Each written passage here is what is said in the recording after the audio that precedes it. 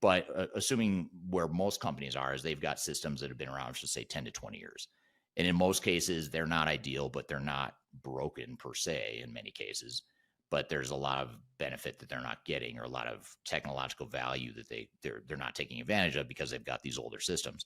So that's where you start thinking, well, what if we leave those systems in place, short-term, long-term, whatever, and then we add other platforms or interoperability tools or AI tools that leverage what we have and get immediate value. And that's what a lot of our clients, more and more of our clients are starting to do that, to say, we're going to do ERP, but we're going to wait 3 or 5 years and we're going to sort of flip the script here. And we're going to get immediate value on modern technology without going through tens of millions of dollars, in some cases, tens of millions of dollars to replace that back office system that's not really going to deliver a huge amount of business value. So I think just being agnostic, objective, rational, non-emotional, don't get caught up in the whole, oh, but our system's outdated. Oh, we're not in the latest and greatest cloud system. Oh, we've got technical debt, or, Gartner says that we should do this because, the vendors all sponsored they commissioned a report for Gartner to say they should do this. So you've got to sort of read that stuff, pay attention to it, but don't bet your career on that stuff because it's very biased stuff that you're getting from the industry. And just do what's right for you and look objectively at what the cost benefit is. It could be that it's a lower cost and potentially lower, it could be lower business value overall, but it might be a higher ROI actually, because your cost and risk is much lower if you just go with more of an incremental improvement to what you have. And it may be that, it buys you some time to kick the can down the road. And maybe 3 or 5 years from now, you start thinking about, okay, now that we've got this value out of this top layer of interoperability or AI or whatever, now we can think about ripping out our old system and replacing it because we're going to have to eventually.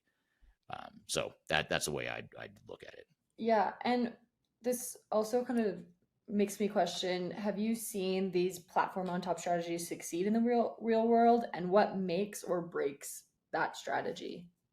Yeah, we have seen it work. And, I think the key is that you have to have technology that's modern enough to deliver value. Again, if you're, working off a really old iSeries or AS400 mainframe green screen system, and a lot of you listening may not even know what that means, which is okay because you don't really need to know what it means because it's going away and it's obsolete. But some companies use really old systems from the 80s and 90s. They're still using those technologies. In those cases, you probably need to upgrade because that technology is eventually going to break, and you're not going to be able to find anyone in the world that can support it.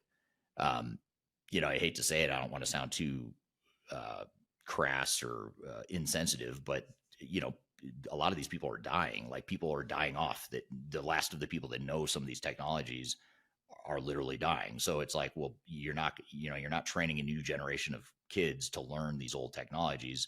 Eventually, no one's going to be able to support it. So you do have to, at some point, upgrade.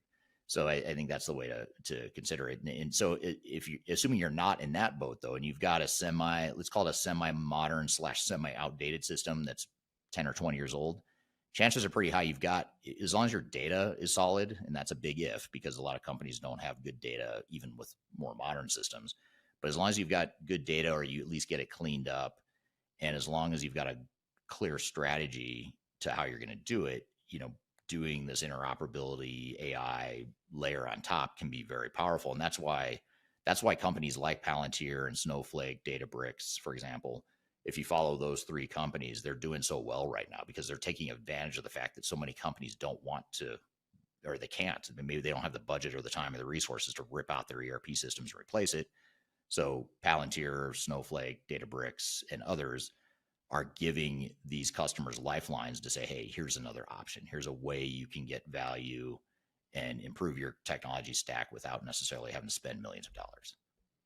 Yeah, absolutely. Some great points for sure. And I know we're going to dive more into it here with our guests. So I'm really excited to see what you guys are going to talk about. Yeah, we'll have Greg Benton on the show, who's been on this podcast several times before. He's the Chief Strategy Officer at Third Stage Consulting. We're going to talk about whether or not ERP software is dead. So we're going to get into what the alternatives to monolithic ERP systems are, what we think the future of ERP software is, and really have hopefully a open and healthy debate around this topic. So we'll love to hear your comments along the way as we go. So we'll take a quick break. We'll get into that. And then later I'll talk about why I hate ERP systems and what some of the downside, dark sides of ERP systems are, which may sound strange coming from someone who's been in the ERP consulting space for 25 years.